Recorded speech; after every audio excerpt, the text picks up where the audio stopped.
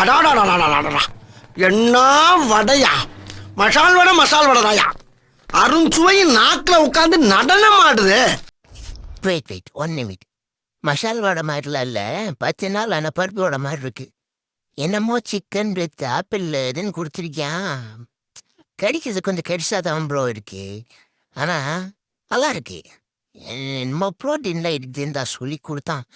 ஆனால் இருந்தாலும் நம்ம ஐட்டத்துக்கு போனாதான் கரெக்டாக இருக்கும். மெயிட் ஸ்பானர் ஃப்ரேம் சேஞ்ச் அக்கடா. வேட்டையாடி சாப்பிட்றோட சுகமே தனிதான். அதான் இப்போதாரா 2 கரப்பாம்பூச்சியை போட்டுலி சாப்பிட்டுட்டு இருந்தேன். சாப்பிட்டு பல்லு குத்துற சுகமே தனி. எதனாலனா அன்னைக்கு எங்கள் ஓனர் தூங்கிட்டு இருக்கும்போது மூஞ்சி மாதிரியே ஒரு கரப்பாம்பூச்சி ஏறிச்சு. விடுவோன்னா நான் பேசிக்காவே என் ஓனர் மேலே பாசம் ஜாஸ்தி, என் ஓனருக்கு எனக்கு அதுக்கு மேலே பாசம் ஜாஸ்தி.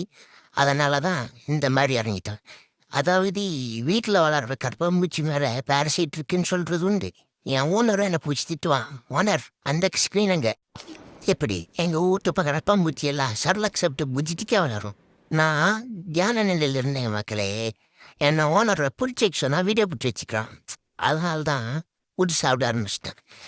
அப்புறம் இவர்களோட உணவு பட்டியலில் கரப்பாம்பூச்சி வார்ம்ஸ் அப்புறம் நிறைய இருக்கு.